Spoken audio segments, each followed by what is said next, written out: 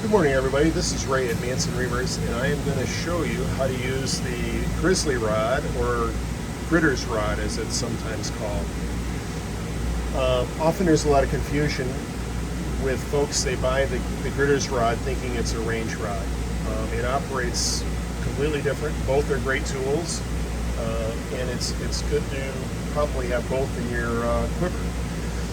As you can see, it's set up. I've got one end of it mounted solidly in my Jacob's chuck. The pilot, let me back this out a little bit and I'll show you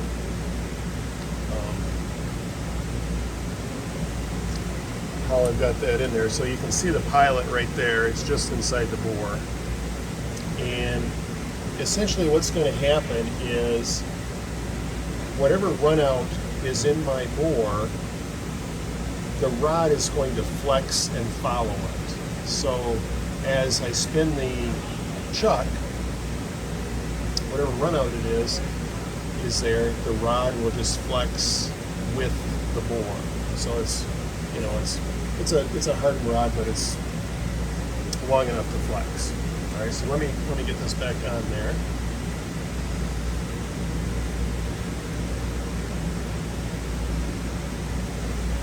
We'll run this in a little farther. So what I use the grizzly rod primarily for is to get roughly or close enough to pre-bore. And generally when I pre-bore, I'm just going to run a drill in somewhat over neck diameter, probably somewhere between neck and shoulder diameter of whatever chamber I'm doing. And once I've got it pre-bored, I'm going to switch over to an indicator like this, and I'll reach in and indicate off the throat area. You know, finally, to a real fine detail. And then I'll go in with a small boring bar and true up my pre-bored section so it's running perfectly true to the bore.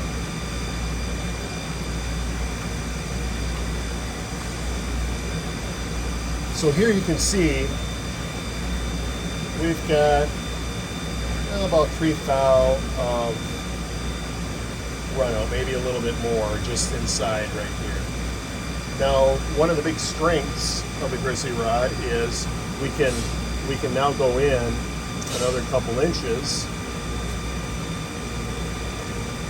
I didn't count that off, so I don't know how far, but anyway, we can go in, we can now set our pilot in here and see what's going on. And see there, what it's showing us. Now keep in mind that now we're not indicating real close. Back here we were kind of indicating right here, the pilot's here. We moved the rod in. The rod is flexing, of course, up here, but it's not showing us the true full measure. So that you might think of that as a weakness, but it's not really the total amount of runout that we're worried about. It's that we're trying to dial it in so there's no runout. We just need to know how much on either side of zero we are, and we keep tweaking it in. So as I'm doing this, ideally, normally I'd probably have a little shorter barrel stub on there. This morning I've got 2 6mm chambers to do. I'm just going to do one, partial one, part it off, and do the other one. So once I get this dialed in, I don't have to take it out of my chuck and go through this whole process again. Most of you, of course, are not going to be doing that. You'll have about this much barrel sticking out of your chuck. You can bring this rod in and get it right under these set of adjustment screws here. Let me rotate so you can see what I'm pointing at. Get your pilot right up underneath these adjustment screws. And from there, that's where you've got your truest reading of what's going on. Again, not in terms of total runout, but in terms of what's going on. And so as you make adjustments on this first set of screws, you can get it dialed in exactly there.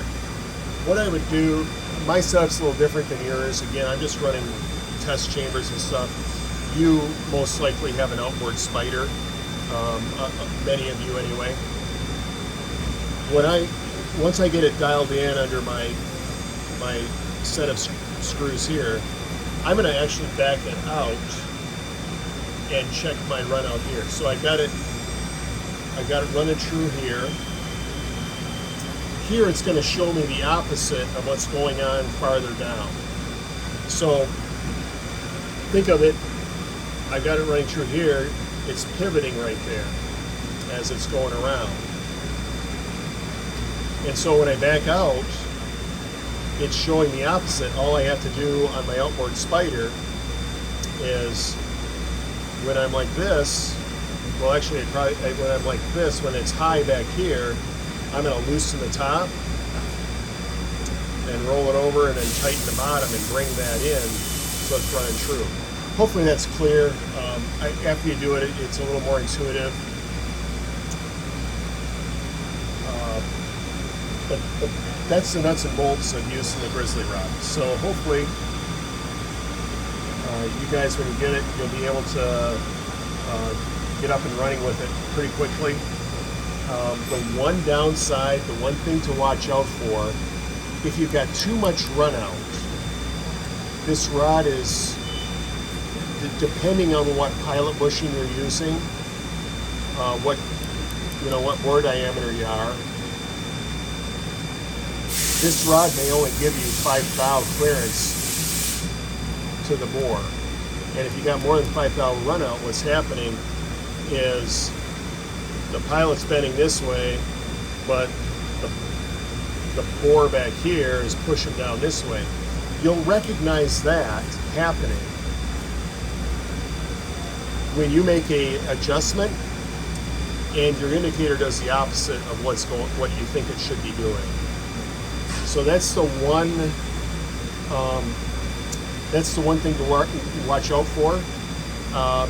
Usually what you're going to do, as I described, you're going to start in the back and you'll sort of work your way forward and slowly work this out until you get that pilot bushing up underneath your adjustment screws. And then by that time you've got enough clearance that the bore is never going to touch this rod along its length. It's only going to be bearing against the pilot bushing. So with that, I'm gonna end this and get back to work.